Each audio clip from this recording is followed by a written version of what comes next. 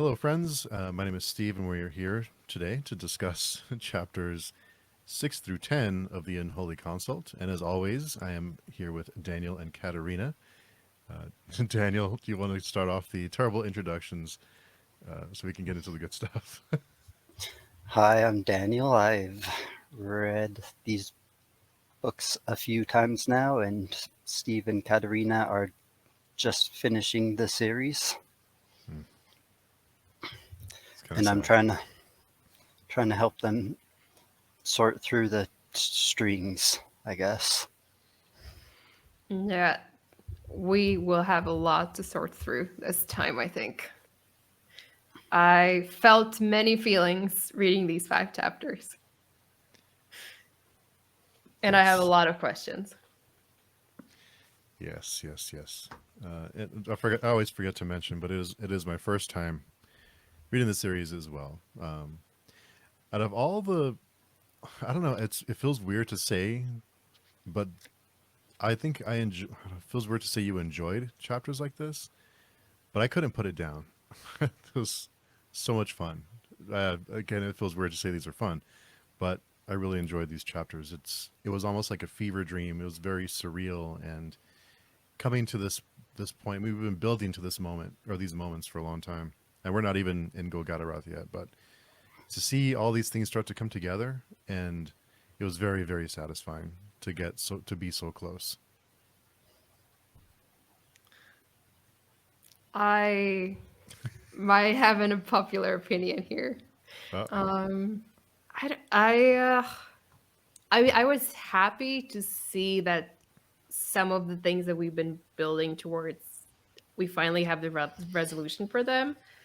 But the way they happened, it's like a lot of it felt like very like it just happened like so quickly, and I guess I was a little bit underwhelmed, and I'm not sure that I've bought the reasons for some of the decisions that Callus made a long time ago that they now came to fruition.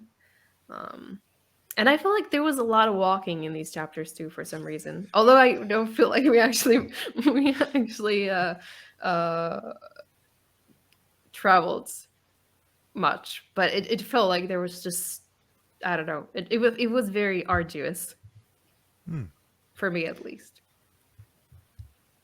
Interesting. Yeah, Daniel and I were talking before we started recording, but I think since we've been building to this moment or these moments for so long, I think it kind of made sense for us to linger here a little bit, just to kind of build, to kind of I don't say build attention, but to kind of savor the moment that we've gotten so far. We're to this point, and it didn't feel it. I don't think they really traveled very far, but it felt like they traveled because it's almost like they got to the doorstep and then they just kind of all these other things happened, which is yeah very dark and bleak. And just when you thought it couldn't get any bleaker, here we go. I will say that a lot of the characters that we've parted ways with in these last few chapters, I was expecting to make it at least to Golgotha, Hmm. like Proyas, Daronga. Um, I did expect them to fight alongside Kellis or alongside Sorwheel in Golgotha. So the fact that they gone now, like at this point, like before we actually got there, that was quite surprising. But are they gone? I mean, I like. I think Zoronga did not deserve to leave so soon. So if you tell me he's coming back, I will be very happy. Uh, but it didn't look like it was coming back. Hmm. This is only a fraction of any of their lives. They're all going to be eternally damned. They're all going to be somewhere still. Pro, Are they though? Proyas in the worst place, probably. See, I'm not even sure anymore because then Kellis, there was this part where Kellis starts talking about like how everything that happens that is connected to the Ark and to the Unholy Council, like how that is sort of like how it Trans happens. transforms the 100. Yeah, how it sort of like happens outside of like the outside. So I don't even know like if like I don't even know if they're actually in hell or not. Like you would think so, but then what if the it's not the field of polling, but what if the area around the ark is actually like uh not connected to the outside? I mean we can talk, like, I guess we'll talk about it later, or maybe we can talk about it now. But I'm just getting more and more unsure about everything.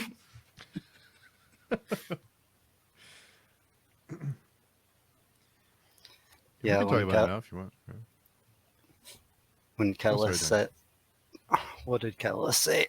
He basically said that his lie was the truth, that he came to save the world.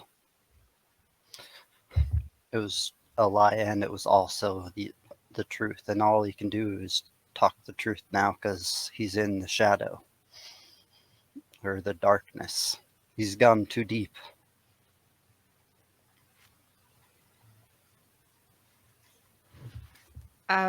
What? The I mean, part no, like, where Kellis tells Proyas that he lied to him, but the lie was also the truth. Kind of like the meat situation. Kellis didn't directly say it, but he insinuated it in all aspects, and then, like I said it was the wrong decision, just in front of everyone, to regain his terrible, blasphemous army.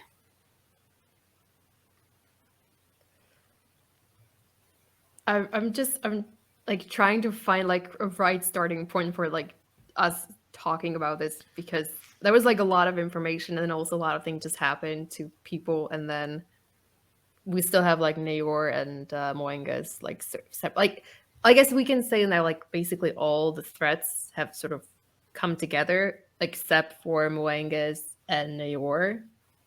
Um, So I don't know if maybe we want to talk about New York first and then the rest, or I don't know. Sure. I'm trying to find some structure here because it's a lot. Guess we can Yeah. cover the people that are outside first. So we can cover Nair and then Akamian and then the host itself, maybe. That was the oddest family reunion ever, right? And like you were saying, they were all walking, kind of. Akamian was walking his little path. Serway and Sorwil were kind of teleporting and then walking. The Great Ordeal was kind of stumbling and doing terrible things. Yeah. It reminded me of, I don't know if you guys have ever watched Fear and Loathing, but there's a scene in it where Johnny Depp like takes acid in a casino in Las Vegas, and everyone becomes like lizard people, and there's blood all over the floors, and they're all like, it's like a big orgy of lizards and blood everywhere. That's that's pretty much what the Great Ordeal became for a minute. um. From Okay. Let's. from Sorwell's eyes, it was rough. Oh yeah, but back to Nair and Moingus. Oh yeah. Let's start with Nayor then. So there's this paragraph at the beginning of the chapter where I think, yeah, Nayor sees a person coming up from a pool, and then the person opens their mouth and there's like an earthworm coming out of their mouth. And please explain that to me. I mean, I wasn't sure, like, was this supposed to be a dream, or did this actually happen? Is this Moangas from after he fell or jumped from the mountain, or is this like a dream that Nair is having about Moengas, or is it not even Moengas? Is it someone else who's turquoise eyed and young? Hmm. What can you tell us, or what are we supposed to know? Are we ever supposed to know? Um, I don't know. I told Steve one paragraph confused me, and that was just like a one little sideline paragraph. But Hmm. turquoise eyed definitely insinuates Sylvendi. An earthworm out of the mouth, I don't know. And it's like he's looking at his own reflection too, so it kind of goes along with Steve calling this whole thing a fever dream. yeah, I did feel it did read more like a dream to me. And I guess there are some like sexual undertones with regard to the earthworm. Um, but I don't know. I was thinking maybe it's like Moenga's jumped from the mountain from like up high and ended up in a pool, and then just Nayor found him and he swallowed an earthworm. That sounded maybe too wild. I think Who it's let times like I'm sorry, who Daniel. Go let ahead. who go in that situation? Surway thinks she let him go, and he thinks he like jumped free of them. Well, I think she sort of insinuated that she manipulated him to want to jump. That's what I got from her conversation with Sorwheel, at least. Um, that she had like she slept with Sorwheel in a very obvious way, so that Moengus would notice, and that kind of pushed him to jump from the top of the mountain. So But both are true. I mean, I guess from Moengus's perspective, yeah, he thinks he made that decision.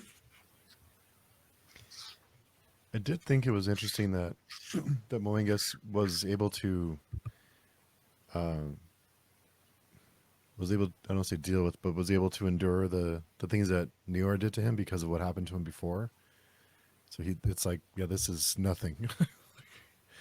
So Yeah, that was pretty. I mean, I guess it put things into perspective. Like if Naor doesn't scare you, what happened to you previously? That must have been just awful. Or what happened to the memories that are in his head. Oineral, because he seems to despise the horns of Golgothroth, even though hmm. he shouldn't know what they are. And a lot of emphasis is put on the horns. It mentions the horns a lot, and I don't know why. No, I don't know. Maybe we'll find out. But I thought it was a little strange that it mentions the horns so much. That has to. I'm guessing there's some kind of meaning to that. I just don't know what it is. I don't know. I just kind of assume it's like a point of convergence for everyone, and yeah, I guess there's so monumental, like the fact that you can see them from so far away, and um, they have this like inhuman aspect to them. I mean, it seems like the kind of a thing that would draw everyone's attention. Um, Hmm. but I guess that's also where everyone seems to be headed. Um, but Let's yeah, see. they mentioned the horns a lot. The skins the when the skin spy walked in with Moengus, uh, did you, Katerina, did you know that that was the skin spy, or did you think it was someone else? Because it didn't explicitly say at first. Um, Yeah, I think I just assumed it was the skin spy. I think we knew from last week that um she or it was accompanying Naor. So I don't see many other blonde, good-looking women around Naor.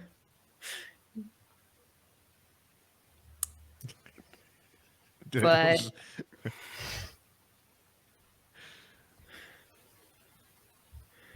um, but yeah, I guess my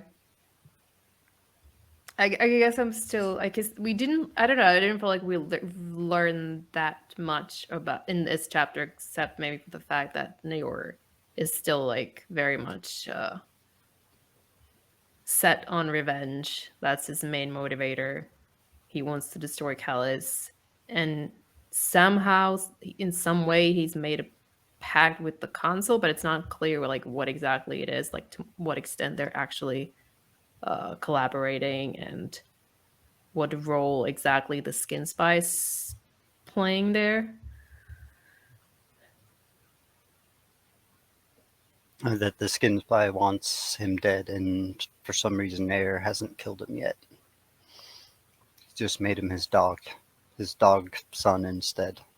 His dog son and his dog skin spy. Yep, I guess dogs hate each other. But she obviously thought he should be dead already, and for some reason he's not. And now he knows that. So why is Nair keeping him alive? Yeah, that's a good question. Maybe does he maybe have a soft spot for Moengus? You know, there's another thing that kind of like an undertone in all these in these last few chapters, and even in this maybe even in this book is a lot of discussion about love and like why love or so I think we're starting to see some these characters have a little bit of that, like they are capable of love. So I thought maybe it was Nora's doesn't want to kill Moingus because he has a soft spot for him. Maybe he sees himself in him and can't do it. But Maybe. Yeah, could be. And but then he also has this speech about how basically he hates everything and everything is weak and the world is weak, and so he has to destroy.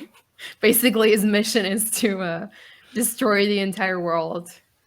Um, so it's ambiguous. yeah, yeah, for sure. Were you guys what were you guys expecting a father-son meeting between them two ever? Now I'll admit that that's something that never really occurred to me could happen. No, I didn't think so either. I just thought it was like they would never cross paths, but here we are. I don't know.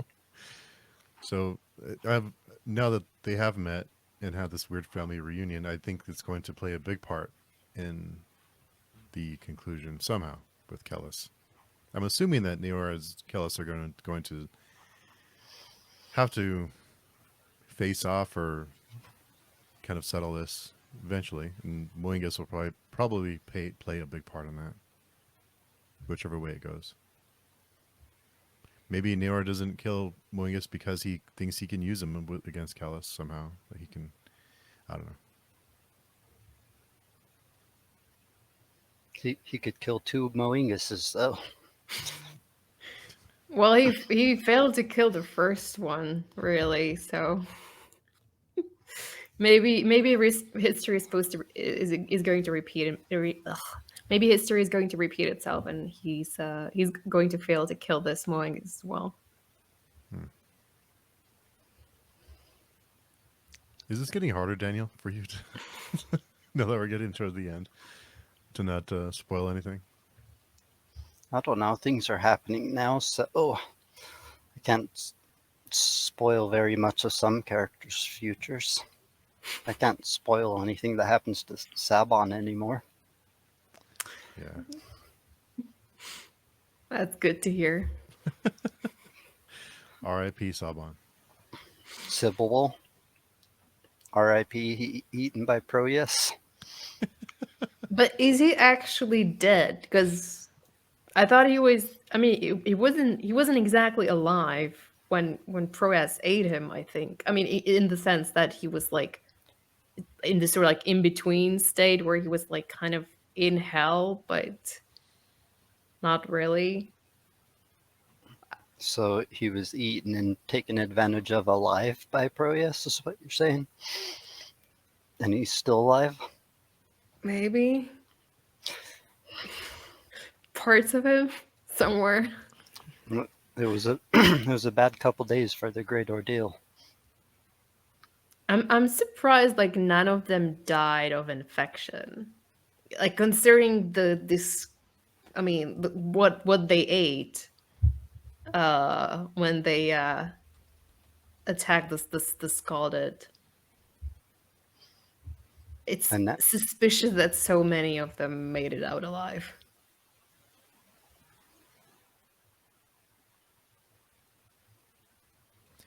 You know, I had this theory that I don't know if I ever said it out loud because it sounded kind of silly, but I had this theory about the Shrank being originally human, that they were converted by eating Shrank meat. Like they ate Shrank and they became Shrank. They somehow converted people to Shrank. But the Shrank meat started to wear off, right, when they stopped eating Shrank for a while. So Proria started to kind of snap out of it a little bit. Everyone started to realize what they had done. I felt really bad for Proyas because having him come off of that and realize all the things, all the terrible things he's done, and to for was it Surwa who came and found him and was like, "Where's my brother?" and like, "What are you doing? Like, what's going on here?" It's kind of like, you know, to be caught, to be found by someone who hasn't experienced what they'd experienced, and someone on the outside looking into them and saying, there's like heads impaled and there's you're eating each other and all these things are happening, and what are you doing, like what's going on. So it was a very I felt very awkward for Proyas. the part where he asks, "Can I eat it? Can I eat the meat?" And then Surway and Sorwill are like, "Whoa!" And then Coyotes is like, "Of course, eat that meat." I mean, it was terrifying, but also very funny. I mean, yeah, but I mean, I think your theories sounds pretty solid. I do wonder what would happen. What would have happened if the ordeal men continued eating the meat? Like, would they have turned into strength eventually, or what? Would they just be like human but still like behaving like the strength? Or Shrink are like non-men, right? So they'd be a version of Shrink, maybe a human version, Yeah, but which would probably be uglier. They always talk about the non-men to be like the most beautiful things in the world. So the Shrink are probably similar, even though they're terrible. They probably look like weird elves still, kind of. Human Shrink would be worse, I think. It would be, I don't know. It would be bad. well, I guess the strength ran out, so we'll never find out. But Soril did mention somewhere, I remember, that there was a cure for for whatever happened to them when they ate the meat. But I don't think he ever said what it was. Yeah, they disregarded it. No one was trying to hear that. They're all sobering up now, anyways. Yeah, he and Zoronga had different priorities. when they were talking about that. Yeah, that's something else. Yeah, it is kind of hard to find like a starting place to discuss all this, just because it's all over the place. But Uh, um, yeah. Was there anything? Did Maimara or Kamian do anything important in this chapter? They just made it to Golgotharoth. Proyas seen him. Right. They saw Proyas hanging on the rope, oh yeah, but I'm not sure. So I think Proyas recognized Akami, and he I think he even called to him, but I don't know that Akami noticed that Proyas was still alive. Nope. And that was before Kellis picked him back up. The first the time. Maybe the only time. power is damnation.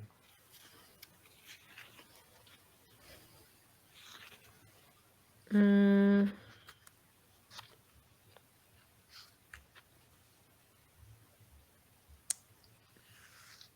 Yeah, I don't think there was anything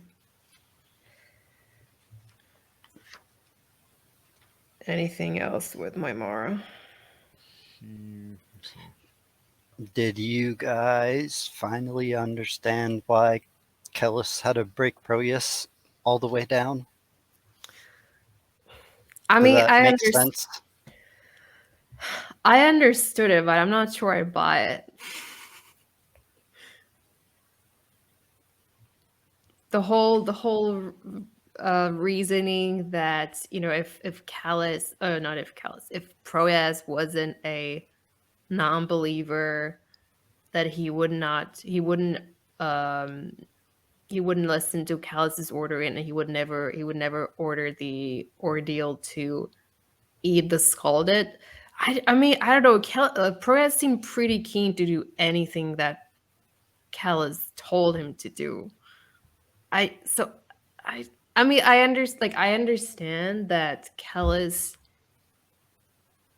I can understand that Kellis needed a scapegoat, that he needed to sacrifice someone important to like help the men justify the things they did. But I'm not sure I'm convinced that like breaking Proyas was necessary in order to do that. I think I forget what chapter it was, but they might have been in chapter 6. They just I forget who was it said it, but I think Serva said it. That the Dunyan value faith and not trust. That's kind of what I thought. That's why Kellis needed him to have faith, needed to break him down and rely on his faith and not trust, not just follow orders, but it be like a deeper, something deeper than just following orders. Like he needed to believe in what they were doing, and not just do it because he was told. Is that, I don't know if that makes any sense. I don't know. I mean, I feel like of all the Zadunyani, Proyas was probably the most, or one of the most faithful ones already. Hmm. Um, like he was like a true believer. Um, so I don't know. It just seemed like I think he could have just told him to do it, and he would have done it. What'd be the fun in that, though? Kellis didn't seem to think so, right? Yeah, I think, I mean, yeah. am I wrong, or did Proyas even say, all you had to do was tell me to do it and I would have did it? And Kellis said, no, you're stubborn. Yeah, he did say that, but I can't help but think that Kellis underestimated Proyas's faith in Kellis. But I mean, in at the end of the day, it makes for like a good arc for Proyas, I guess. I mean, good in terms of storytelling, not for Proyas the person, obviously. I wasn't there eating people's lips, so I don't know. I don't know how I would feel.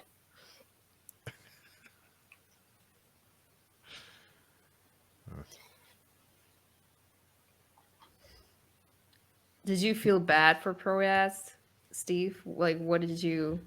I really did. Yeah, because he coming off of it, and he's become the scapegoat. Yeah, I felt really terrible for him, for that character. Um, I was trying to think who's gotten it worse than Proyas. I mean, Doringa, he didn't do anything. Like, I mean, I will argue, like, Proyas maybe kind of deserved it. You know, like he did a lot of bad stuff Yeah, when he was under Kellis. Um,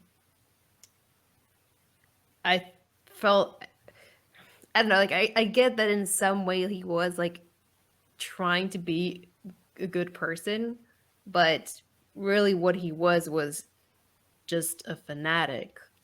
Um, and now someone's like so obsessed with like following the rules and like being the judge of like what's right and what's wrong, and so it, I don't know, like so narrow minded in certain ways that I don't like, obviously like him becoming the scapegoat is like that sucks, but I, you know, like taking things in balance, I feel like he had a lot to, he did a lot of things that he should pay for. Kellis told him he's going to be paying for him forever. hmm I mean, it's just, but it's not. I mean, it can't be just him like eating people, like he like thousands of people. I mean, I think there's like one part in the previous book where he like thinks he's thinking back to like some old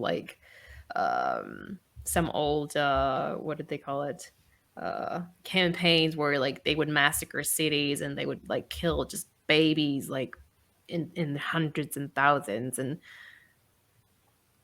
like he had a lot of like, I mean, I did come to like Proyas especially in these latter books, but at the same time he had a lot of blood on his hands. um so out of the two, like out of Proyas and Zoronga, I definitely feel like Proyas was the one more deserving of that ending. um Hmm. I felt really bad for Zoronga. The, I was really hoping that he would stick for at least a little bit longer.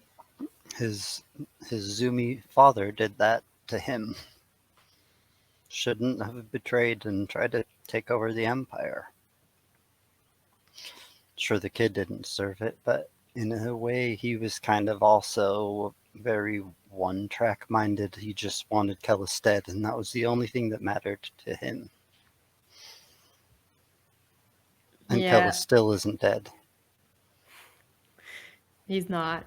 I I mean, I kind of wonder like why does Kills care about Zoom anymore? Like the Empire is gone. It does, like Zoom's like on the other side of the world. There's nothing they can do to Kellis anymore. So why does he care? Like why does he go the extra mile to take revenge on the Sadakan, the Zoronga's father? Why does he even bother? And why does he? I mean, I get like again, like Zoronga may be a scapegoat. Like it helps the cause it helps with the situation, the great ordeal. Like fine, but just speaking about Zeum, why does it matter if like who rules in Zeum? And like it's so far away. It's Hmm. not significant for the ordeal. It's not significant what's happening like around Golgotha. Why care? Why waste energy? Why get rid of, like why lose like one of your Sifrang? Um like why lose them on Zeum? What's the point? Why does it matter? I might be totally off here, and I might feel like a complete moron later on the book, later when we get to the end. But there were a couple of things that, um, like that plot thread that I thought he maybe developed and didn't know where to take it. So it's just, he's still kind of, I don't know. He's not sure how to tie them up, but maybe I'm wrong. But it felt a little like he'd created these plot threads, and it's like, what do I do with this now? Like we're nearing the end. I don't know. I mean, it felt like a very, when he takes the ciphering head and puts it on Malawebi's body and sends him to Zoom. It felt like a very emotional response by Kellis to what happened in Momum. So maybe that could have been like Kellis acting on an impulse or on an emotion, but I don't know if it was premeditated. I'm not seeing the point of it, really. There was a line. Let me see if I can find it about because you mentioned the Sifrang. Let's see if I can find it.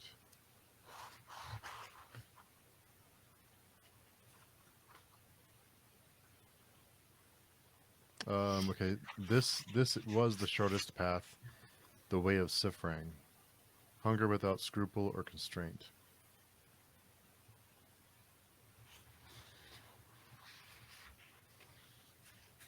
Who was thinking that again? Was it Sorwell? I think this is, It I believe, sounds like Sorwheel to me, yeah. I think.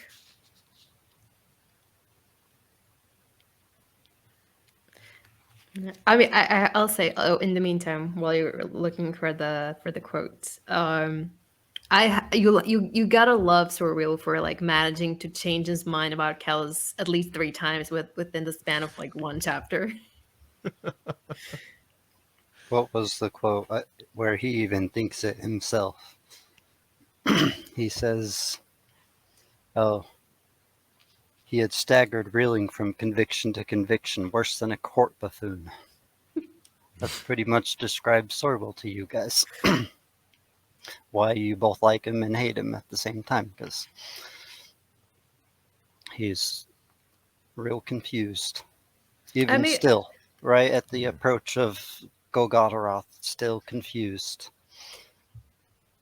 yeah, With I with the guess I can relate to it. It's like, I read an article, I read a news article like on some topic, and I'm like, oh yeah, like of course this is how things are. Then I read another article that's on something else, and I'm like, oh no, of course that makes sense. And then I read another one, and I change my mind again. I think it's very relatable. It is. It's just I think in this world, it's it seems off because we've been reading about all these horrible people and they're willing to do almost anything to survive, and then we get to Sorwheel and he's like very malleable, like he's one of us in that world, and it's weird. It's true. Like a lot of the other characters that we get to interact with, they all have like very strong convictions. Like they have seem to have all like clear understanding like what's evil and what's good, and or who's evil and who's good. It's usually them who's good and the others are evil.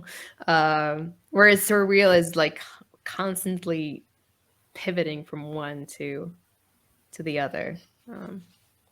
I think it's refreshing, but Hmm. you seem to disagree, Steve. Yeah. Well, another thing, and maybe I missed it, but where the hell is the White Luck Warrior? I think he died in the tsunami, didn't he? Oh, because we spent a whole book. It was a long Well, book. not a whole book, but we spent a lot of time. So I hope the White Luck Warrior comes into play somehow. Otherwise, it'll be kind of a bummer.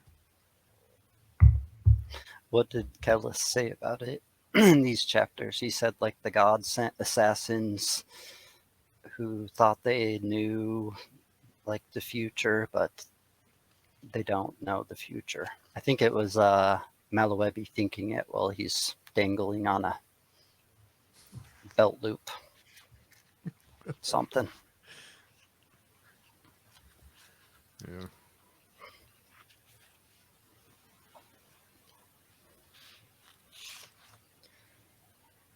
So maybe we'll see more of the White Luck Warrior. Maybe he's dead. Maybe he was never the White Luck Warrior. I I don't know. Is Thorwheel still the Narendar? Is he still well, I don't know if he ever was the Narendar, but if he was, or if at least he was somehow connected to Yatwer, is he still the goddess's pawn? Is there? I think we saw some storks Yeah. flying over Golgotarath. Yeah, and when he seen all the bad stuff happening and he decided how evil Kellis was. And then he started carrying around his Kore in his hand, and he was close enough to Kellis to touch and close enough to Serway to touch. And he just still won't.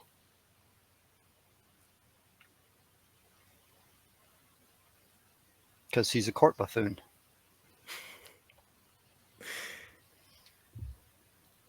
True.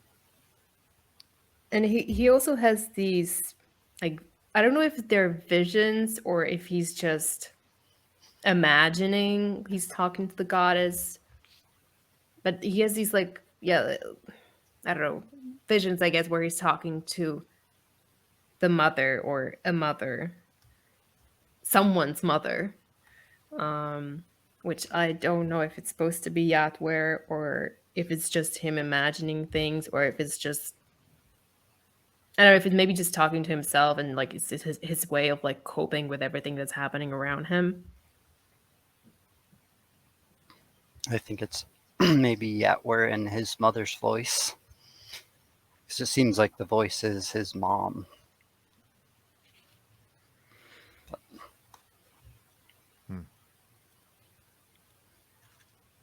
Who better to convince you to do something than the voice of your dead mom? Yep, I guess. um yeah, it's just something, I think there was something he says, or no, she says, he says mother, like he's asking if it's his mom, and then she says, do you see Sorwa? And he says, what I must do? And she says, no, my child, what you are. And I think it's like right after he walked through the encampment and saw all that gruesome stuff that the ordeal men left behind. There was a part where he said he thought he recognized several of the faces, but could not summon the will to defile names. What they were doing was just so bad. He didn't want to associate. It's pretty bad. Yeah, there was a lot of references to the trackless ground when they're at the field appalling, and later on they talk about, I think Zaronga talks about how there's basically nothing you do in this place is sin, because this is like a place without norms and without judgment. But I mean, it was interesting to me, like thinking back to the first trilogy where we had a lot of people talking about the treckless step, and now we're reached a place where that's they refer to it as the treckless ground. The Sylvandi should be at home. A bunch Yeah. of normal humans doing exactly what they usually do. Well, I mean, it's bizarre. That's kind of strange because the trackless step was, in a way, was like as a metaphor for like liberation and like getting rid of like the yoke of custom and overcoming like useless traditions or traditions that are unnecessarily like binding. So it was kind of like a good thing. At least that's what the way I read it. Um, and it was kind of in juxtaposition to the Skilvendi customs, but here with the truckless ground, it's kind of the opposite. It's like well, it's like the extreme of it. It's like complete abandonment of any kind of norms. It's like it's just chaos. Yeah, freedom to just too much freedom.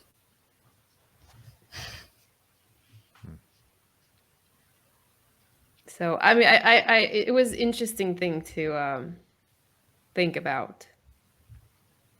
Is this what Baker thinks humanity is? Like, in its essence, it's just like the worst thing ever. If you give it all the freedom, then that's what it becomes. I think that may be a bit unfair.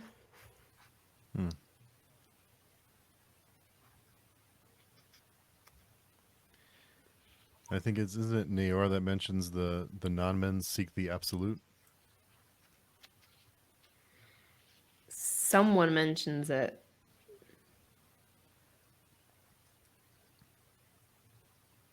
Everyone in different ways. And Kellis thinks that the only place the absolute could be is the place where the gods can't see, which is Golgotha. So if the absolute is hiding anywhere, then he's real close to it. I feel like the more I hear about the absolute, the less of an understanding I have of what it actually is, or if like everyone seems to think it to be something else. It's very confusing. That's religion. It's like the Christians think it's one way and the Buddhists think it's another way. The Taoists think it's another way. Everyone thinks it's almost completely different, but they're all trying to describe the same thing.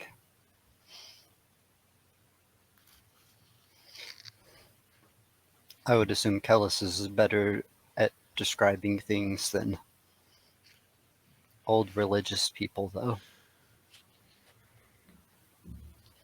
Well, he's definitely very captivating and very convincing. Which, I mean, that kind of was my issue with the way that the way he presented Proyas's alleged betrayal. It's like I get it, like I understand the reasoning, but it all seemed to happen so fast, and everyone seemed so keen to just believe that Proyas was somehow an agent of the consult. That it made me feel, I don't know, it made it seem like I'm kind I guess I'm kind of it's hard for me to believe that it would happen so quickly, or that people would be so quick to believe that Proyas was a traitor, considering everything that they went through together. And I get that maybe part of it is that it's not that people believed it, but that maybe they just want to believe it. They want to have something or someone tell them that they're not responsible for the awful things that they did. Um, but I mean, it's I don't know. Like usually, Kellis takes like a long, long time to prepare people for these like big declarations and like big changes in leadership, and this all seemed to happen like so quickly that I felt. That's why I say it was a bit underwhelming. Like it just felt like it happened too fast. I get that. Kellis just pops in out of the blue, blows the tent into the sky. Yeah, that was very cheesy. Like, come on. But I could see a sharp difference from like the Holy War army and the Great Ordeal army, and since they all had just did the worst things humans can do, instantly absolving them of the blame is like in their best interest. And then finding some blood to drink is also fun for them. Yeah, I mean, literally. That was also bizarre. Like Kellis tells them off for eating people, and then like 2 minutes later, he's like, "Drink blood from these people." Yeah, but drinking it now will save you after you just did it and it's bad. They're thirsty though, so they did it. Now they probably all feel pretty good. The way it was described, like all of a sudden the whole crowd turned into like flower petals because the one guy's in the middle trying not to get grabbed by all the other guys, and then the flower petal like dissolving. It was pretty cool. Akamian couldn't quite figure out what was going on though. As Yeah. usual. He's always a little too late. Yeah. He's stuck in the past, the prophet of the past.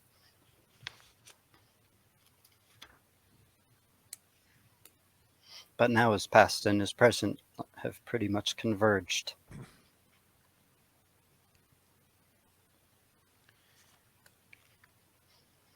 I'm sorry, go ahead. No, go ahead. No, go ahead. I was gonna talk about something else. Well, same. Oh, okay. I was just gonna say that the hanging was. I felt kind of numb, but then I feel like maybe I'm still processing what happened. Again, like it happened so like I wasn't. It took me even a while to understand that they were being hanged, and then it happened so quickly that I was like, are they? I wasn't even sure if they were dead, and then I read the. I think I read the part where like a comment. Well, no, it was that what happened right.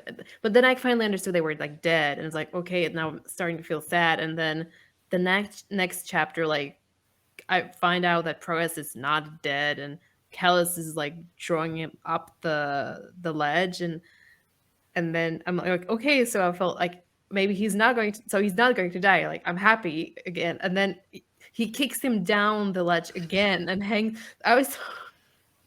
It was an emotional roller coaster, Yeah. and I had a lot of questions about that part. He gave him some water, tried to be nice, and then all of a sudden he wasn't nice anymore. He's still Dunyan, maybe. I don't know. It was just weird because he says, "I don't want." He says something like along the lines like he doesn't want Proyas to die, or that it's too soon for Proyas to die. So I was like, okay, so maybe he's going to send him somewhere, like maybe some other use for him, and then he kills him again, and I did not understand why. Like if he was gonna kill him again, why just not let him die quickly? Like he asked for. He asked for him to just be done with it.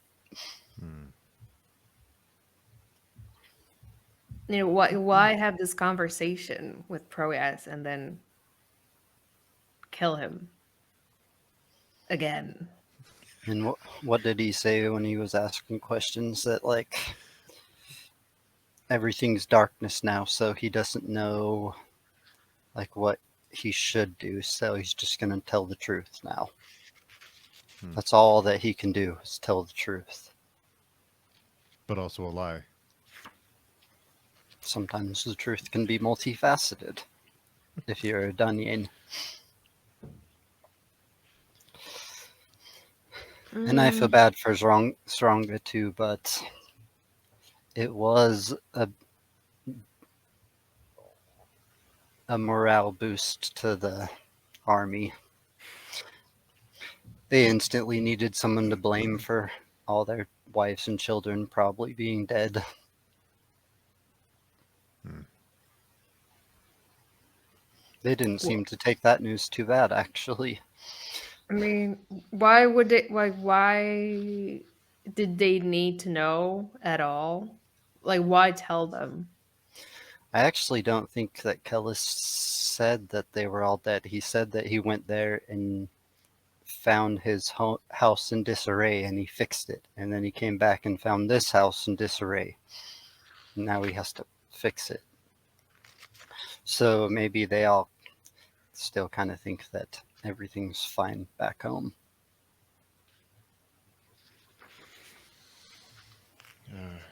And the Kamian came. Kamian, probably mispronouncing, as I've had from the very beginning. But he does have on page 171. Tell me, what do you see? What am I?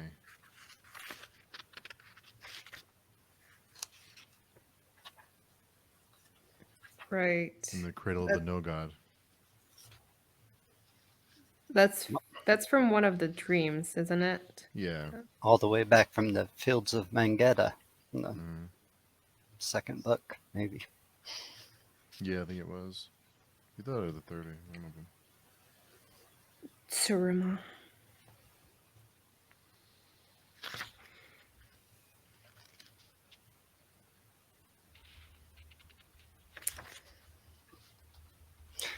So his dreams are creeping into his awakeness now, maybe? Looks like it, yeah. Ugh.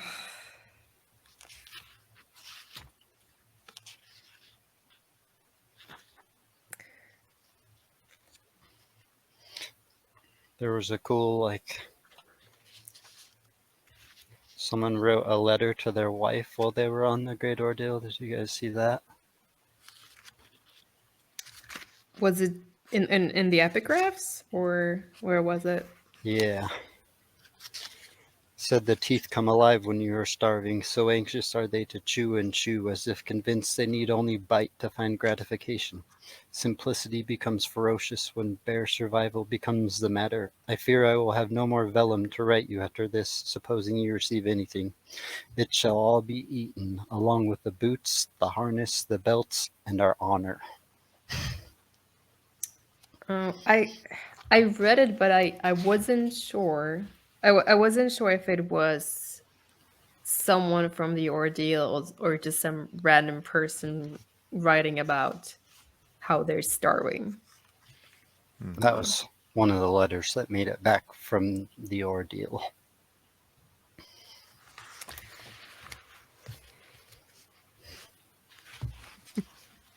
That was probably before they really ate their honor, too. This is only when they first started nibbling on the honor. Yeah, I don't think they have much of their honor left. Well, uh, It's it's all in Golgotharoth, and they have to go get it back. There's still a group of people that just still think it's their granary and they want it open so they can eat all the meat. There's a couple different groups in the Great Ordeal now. Wild. Meat eaters um, and vegetarians. I was kind of surprised that a lot of them, or at least part portion of the Great Ordeal, resisted to the temptation, Hmm. including Zoronga. He was one of those who did not eat any. Well, I think he ate the shrank meat, but he didn't eat the human flesh. He didn't eat the scalded. With only one of the judges left that was guiding all them. Yeah, They ate the judges. Um, there's there's a line where Proyas, after he's been hanged for the first time, he asks Kellis if he's saved, um, or if he's damned, and Kellis is like, I have no clue. He said like he says, I am no prophet. Um,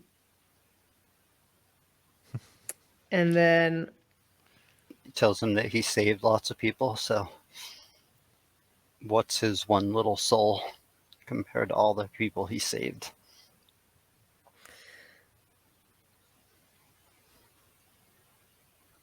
yeah, and then he talks about where is the part that I really struggled with. Um, yeah, he talks about the Incroy. He says the most horrific thing to understand Proyas is that at some point the Incroy must win. At some point, perhaps this year or ages hence, the whole of humanity will be butchered. Think on it. Why did Momas strike Momem, his namesake city, and not this infernal place? Why is eternity blind to Golgotharath? Because it stands outside eternity, outside what the gods can see. And that blindness is nothing short of breathtaking. Proyas, our actions, our great ordeal, follows a doom outside of doom. We undertake a pilgrimage that rewrites the hundred with every step. So it's the part where he says that at some point the Inquiry must win. That's where I was like, wait, so are you telling me that this has already been decided that like regardless of what you do here at some point the inquiry will close the outside? Is that what he's saying here? It seems like that's what he's saying. Does that mean he's Team Ikarai now? Sorry, is he what? Is he the leader of the, or soon to be leader of the Unholy Consult then? Or is he still trying to fight against him even though he thinks that eventually they'll win? Does that seem like a Dunyan thing to do? Fight a losing battle?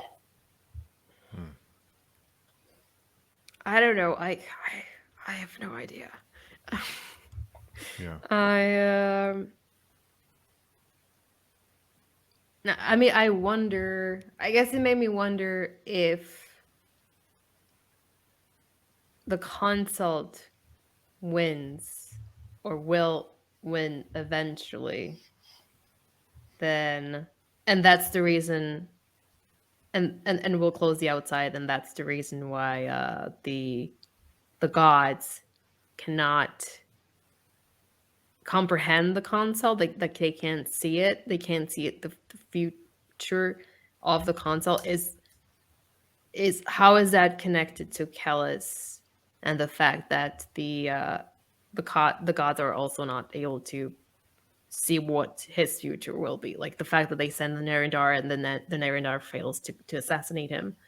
Does that imply that in that future where the Inquiry have won, is Callus or also going to be in that future? Is he also alive in that future? Or at least in some way, like he's still there playing some role. I have no idea. I mean, I don't expect you to say to have an idea, Steve, but maybe some speculation. I just keep going back to what you said. I don't know how many books, but we've talked about it before. The famous line of "The more I read, the less I know." I just keep thinking of that. I don't know. It just gets deeper and deeper. It's pretty weird that, like earlier, you said all the strings are coming together, and then it's still getting more and more confusing, and the strings are coming more and more together. I Well, guess they're not mutually exclusive. The I two. think like where like I guess geographically where they are, we're getting to the point where we're getting to Golgotarath. That's what we've been kind of anticipating, or at least it's been on the horizon for so long, and they're finally there at the doorstep. But motivations, I mean, I, I don't know. It's a mystery to me still. There's a lot of things I'm um, not too sure, but I don't expect it to be wrapped up until maybe the very end for a lot of it, or maybe not even at all, which would be kind of frustrating. Gotta say.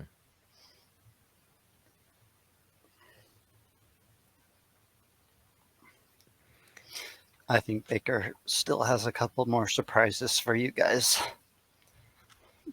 Probably shocking surprises. That's good. I mean, I will say like a lot of the stuff that I thought was maybe going to happen at the end of this book has already happened. Um, like Proyas and Zaronga um, departing, and the men turning into basically Strang. Like all that stuff, I thought it was just going to come at the very end, and that's already passed. So um, I'm curious what still awaits us. Well, it doesn't look like, and I hate to. I'm really trying not to look at the chapter names because I think there's things, but we finished off on 10, so 11, 12, and 13. We don't, according to the chapter names, we don't get into Golgotha until 14. So there's still a lot more that can happen before they even go inside, or until that. But I expect that to be, um, I don't know, don't even know what to expect. But there's still more that's going to happen before it seems like before we get into Golgotha. So what else can go wrong? Yeah. And they definitely can't be doing much traveling before they get to Golgotha because they are there. So that Well, should be I'm good, happy to hear Katerina. that.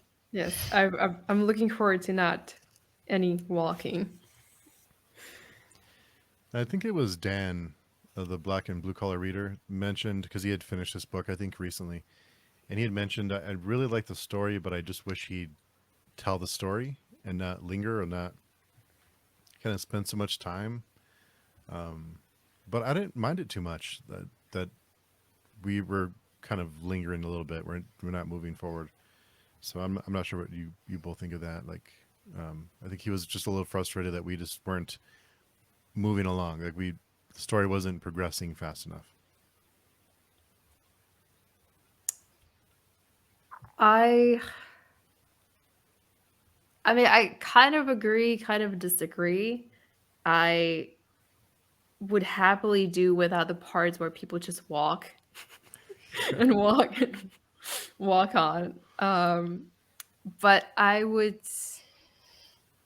kind of wish that we had spent more time in Ishterabin and more time um, with the Great Ordeal. But in like, I mean, like some of my favorite parts about the series, or like from the first trilogy, are like the politics of the Holy War, and the fact, like, I mean, like the Holy War, like objectively speaking, like it also, like there was also a lot of walking, but I never felt like that was the focus of those books. Like it felt like it was much more um we were much more focused on like the characters like interacting with one another, like spending time, like having conversations, plotting against each other, like the politics, the conspiracies and contra conspiracies.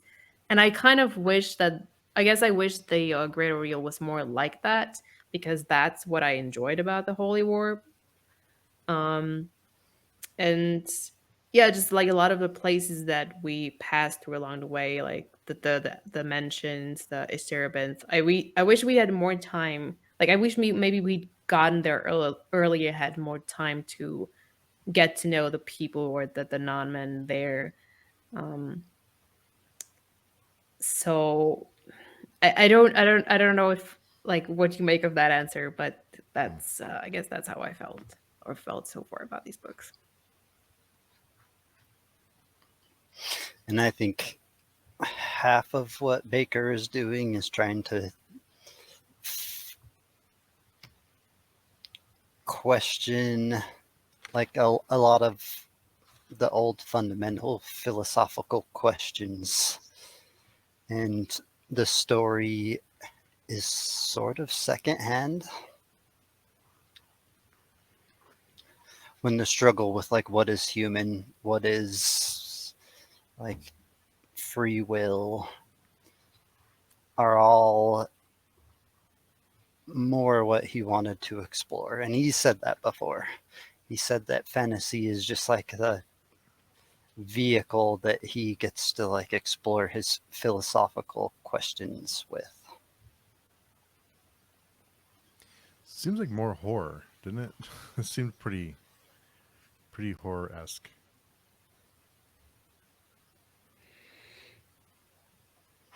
This book, or The second series, I think, is more horror. Even going back to the Judging Eye, maybe not so much the White Luck Warrior, a little bit, but the series I think is more.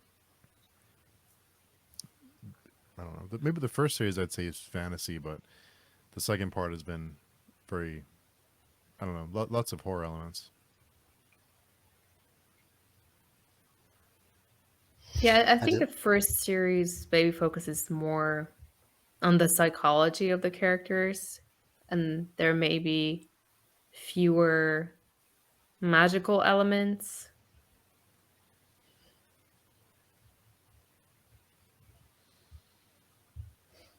religious, mystical elements. Mm. I think that there's like a kind of a pretty direct correlation with like metaphysical things and horror, right? Ghosts and just like any horror is like something that's not quite real. Unless it's a serial killer or something, which is also horror, which we have in these books. They're just not that scary. That's not the scary thing they do, is serial killing people. That's just, There's too many of them. yeah, Yeah. that's a Tuesday for most of the characters. Nair with his scarred cheeks and scarred neck and probably X's on his ears. I don't know where all he has all the X's, but I think everywhere. His whole body is littered with all the X's. Yeah, I wonder if there's any part left untouched. Hmm.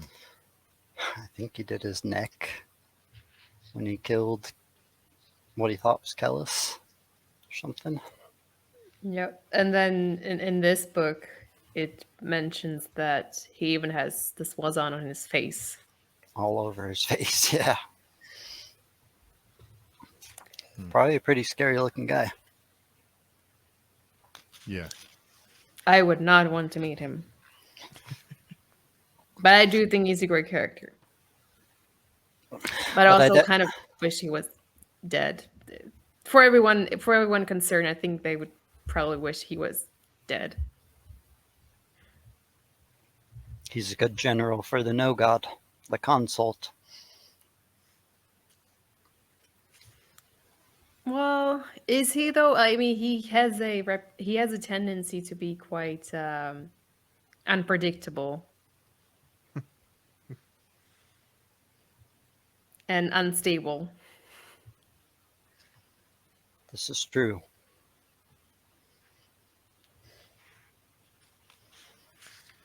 And there is also more passages. You hear voices that very closely or very close to like prayer. We talked about this last week, but it seems like we're getting more of that too now. All the fun scriptures Kellis wrote. Mm-hmm. So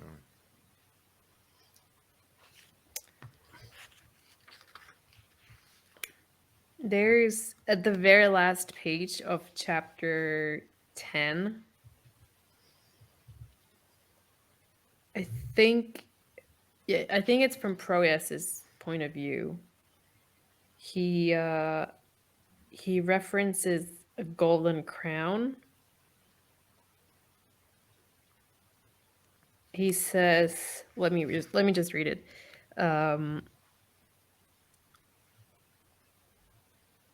the sun breaches the summits rearing behind them, and looking out and up from his meat where it dangles, the skeptic king sees it, truly sees, a golden crown for a head greater than any mountain, a laurel set upon negligent earth, an infinite abdication. What is supposed to be the crown? Is that Golgotha that he's looking at? Is it the ark and the horns? Is that what he's seeing, and he thinks he's thinking to himself that it looks like a crown? Or is it something else? And then he talks about an infinite abdication. Um so who, if that's the crown, then who has put it down? Like, who has abdicated? Who is he referencing, or who's he referring to? Do you have any thoughts, guesses? Is it a halo? It says a golden crown for a head greater than any mountain.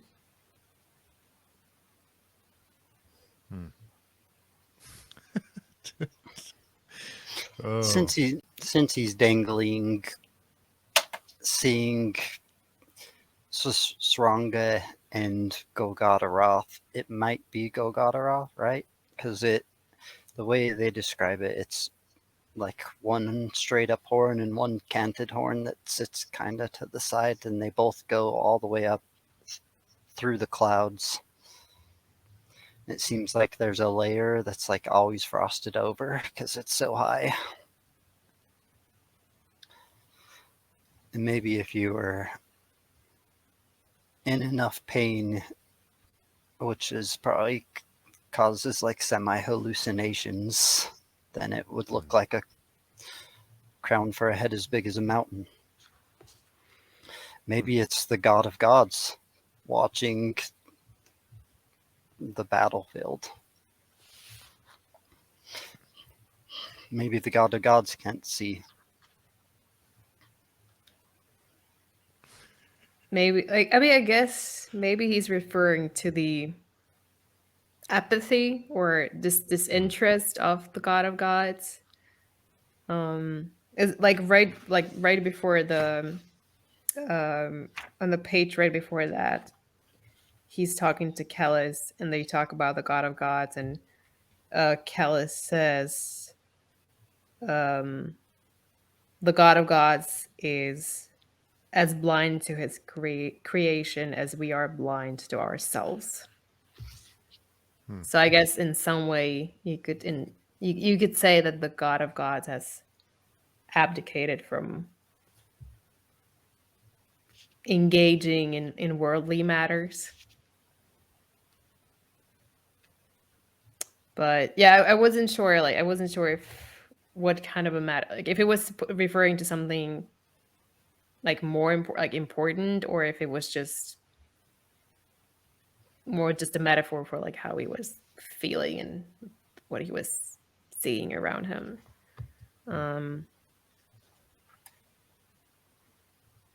And then he continues, and he thinks back to his father, and he says, on his deathbed, proud Onoias had called for his son, knowing that he would not come, because it mattered not at all what a life makes of a soul, not at all. And then he says,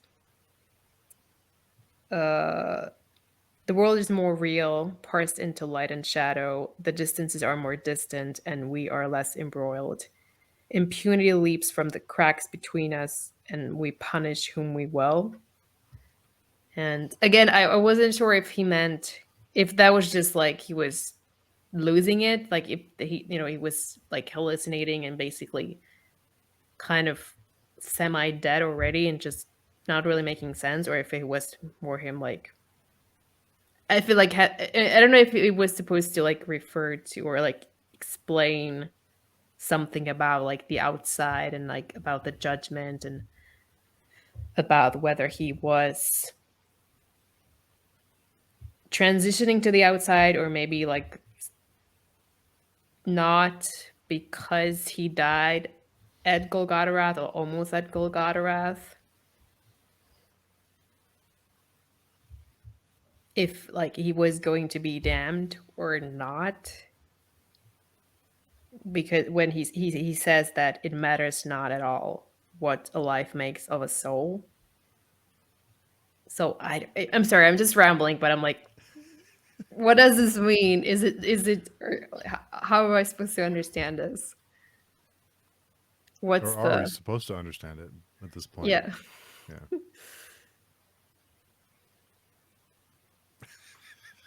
I don't know. I don't know. I guess we'll see if that's the last thoughts Broyus ever had, if it's his end of life epiphany.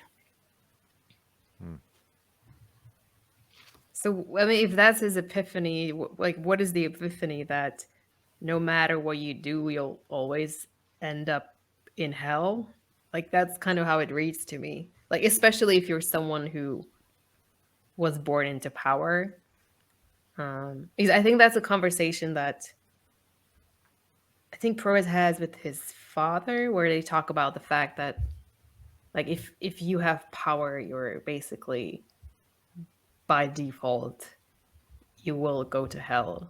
Yeah, Steve said at the beginning of this podcast, power is damnation, I think, right? Mm-hmm. So I don't know. It's maybe like him just saying it doesn't matter what he was already damned. It didn't really matter all the things he did. Like there was never ever way for him to escape damnation.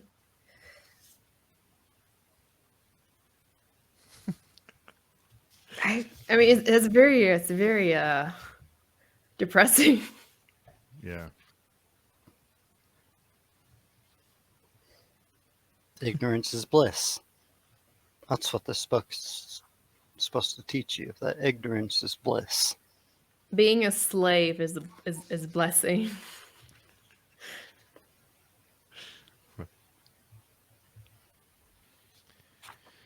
Yeah, it's kind of a tough well, as much as I enjoyed it, now that we're trying to talk about it, it's like it's hard to discuss because it's just so surreal and doesn't.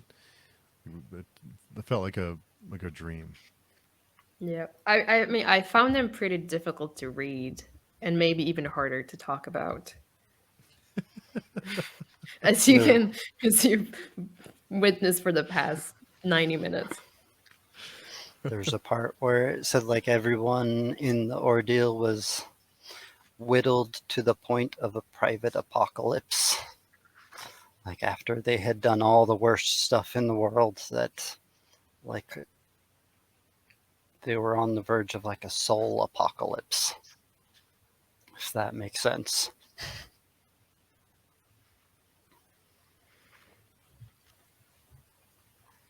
And now they're sobering up from that.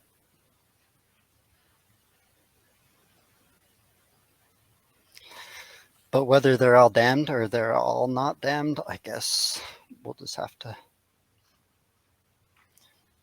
see if we get answers or if we just have to make assumptions. Assumptions would be they did worse things than anyone else has ever done, so they're probably not gonna have great endings. It seemed like they were like cutting holes in living people and raping them, and that's bad. It's like It's the pretty bad. worst. That's the worst of the worst, I think. I mean, who decides what's bad and what's not? I still don't know. Maybe it's okay. I mean, like, what, what do the Sifrang do when you come to hell? Like, rip you into pieces and eat you. So is that good? Is that bad? If that's bad, then why do they punish you the same? Well, I mean, I don't,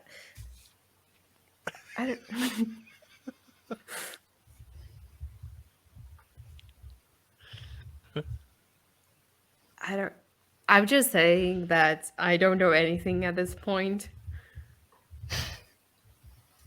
I wouldn't be too surprised if all the good people end up in hell and whatnot. If good ends up not being good in the end. Yeah. Hmm. Or if it's just arbitrary. And just like they said earlier, like if you're a snake, you're definitely going to heaven no matter what you do. And if you're a rabbit, you're going to hell no matter what you do. Just arbitrary. Humans, just by their human nature, all go to hell. Yeah. I think at least the humans in this world, by their human nature. There's probably some good enough people on Earth to make it to Irwa heaven. I also feel like in our world, you don't really get the opportunity to do things that are so this bad. I guess there are some people who do like nasty things, but for the most part, it's that's not really much of an incentive or opportunity. Yeah, that was 400 years ago. I don't know, maybe less in some places. Yeah. Some countries, bad things happen all the time.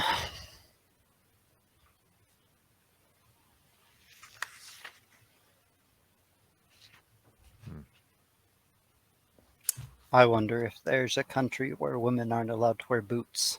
You guys think there is? Probably, or Probably. they're not allowed to do other stuff.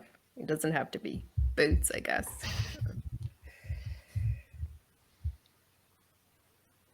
Um, I have a nice quote by Sir Wheel, I think, where he talks about life and what it's like to live a life. And he says, "It was all a sham, living a life, forever stumbling, lurching, chasing resolutions that you name as your own, forever coming after what you are. Differences spew from the oblivion of the same, and events forever tumble, delivering twists, turns, surprises that are in no way surprising, and there you are, suffocating in the aching heart of it all, ducking across the numb perimeter, coming to be coming to be only in the lee of your questions. That ghost fools call a reflection. You waken with a start, gas about a missing heartbeat, and find yourself doing things. You wonder if you ever had a father." So uplifting. What was that? All fathers beat their sons, or what was that line? Yeah, that was. It's now that you bring it up that I think it was mentioned twice. I Kellis think, yells it to the army. and Nayor tells it to Moangas, or at least Moangas thinks it. I'm not sure if it's Nayor who says it or Moangas. But it is, yeah, it's interesting that it was brought up in the two different contexts.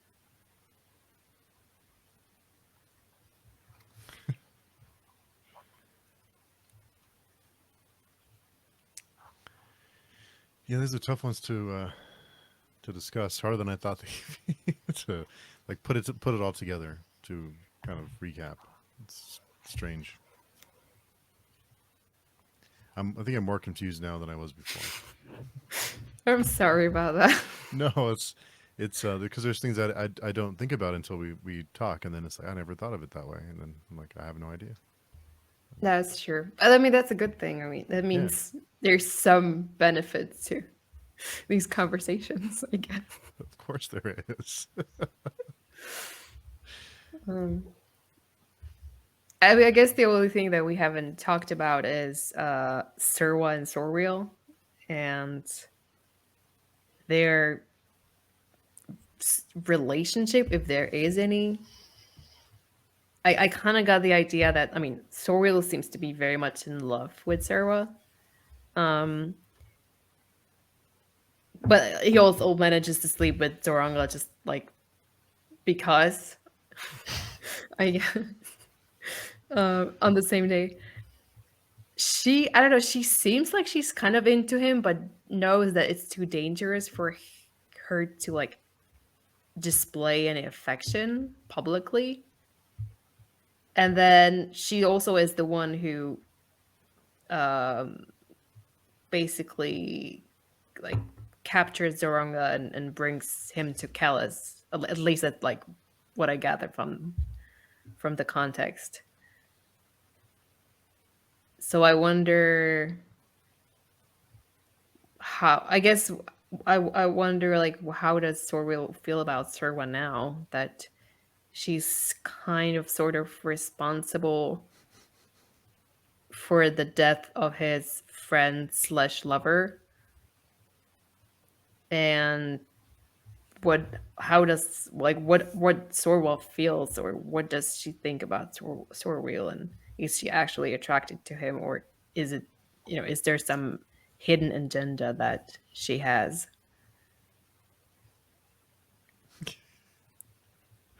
I think there's got to be a hidden agenda, right? I think he was debating whether she would sacrifice everything like her dad did for the thousandfold thought. If he's just as easily sacrificed, or maybe he's Esmnet, who's not as easily sacrificed. Don't know. I Maybe guess we'll Esmnet's find easily out. sacrificed. I guess we're gonna see. Proyas was easily sacrificed. Katerina thought it was too easily. Should have been a couple more pages. Yeah, maybe just like two, three, four, five. Couple, A couple. couple. Um, a couple.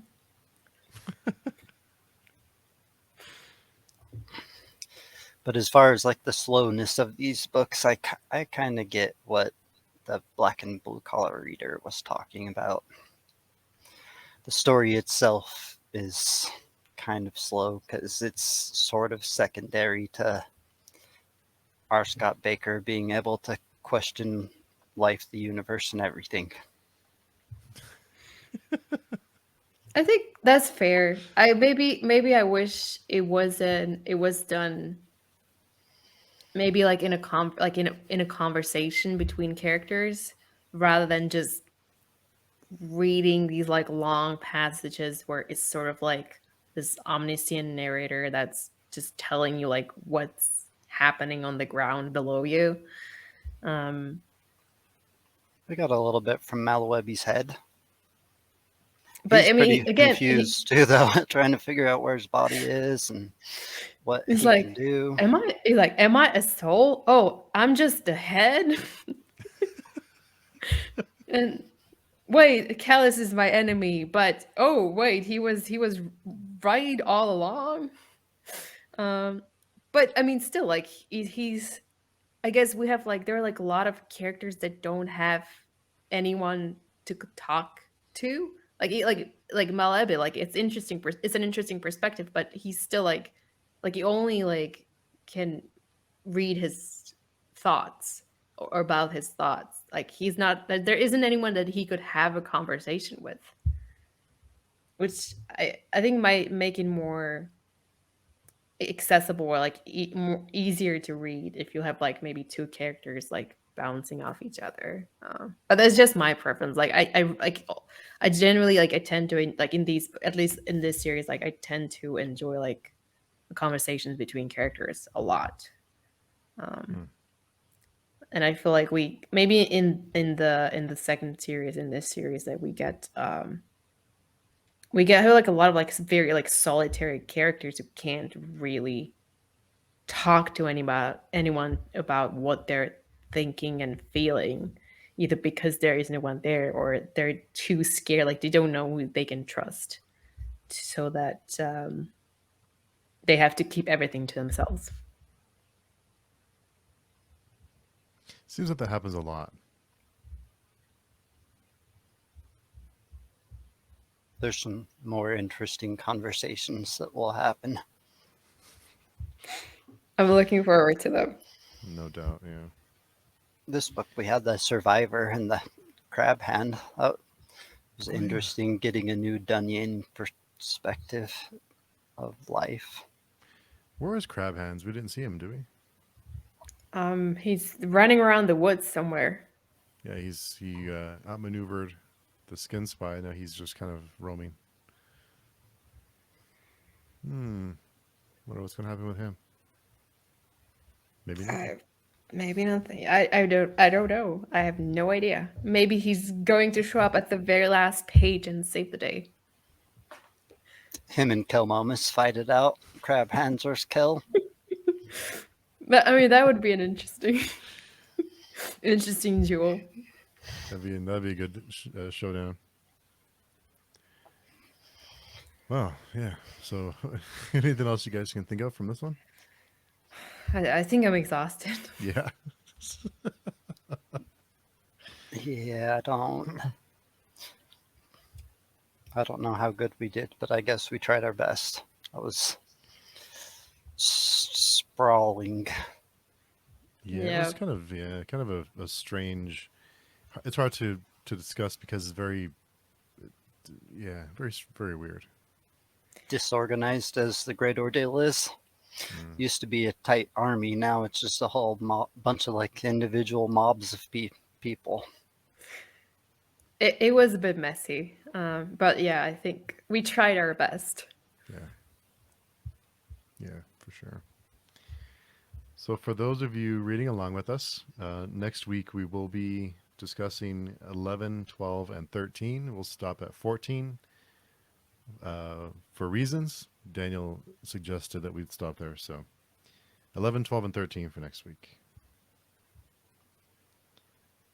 So we'll take another stab at it. But it is, I'm excited. I think I've said this more than once, but it's fun to be near the end, but it's also a little sad that we're getting to the end. So I'm getting anxious. At least that must means that you think it's a good book. If it's a bad book, you're excited in other ways to get to the end. Sad excited means that you're at least enjoying it. yeah. I mean, yeah, I guess I'm enjoying it. I think I maybe was enjoying the Great Ordeal a little bit more.